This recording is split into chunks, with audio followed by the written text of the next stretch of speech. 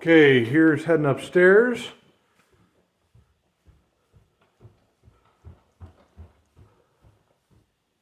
Things are definitely looking a little more finished with flooring in up here.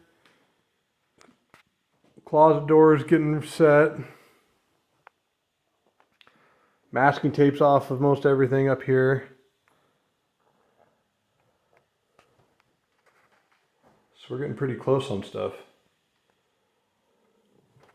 Plumbing trim out has happened almost everywhere. I think the kitchen is still waiting on it. Nice clear day.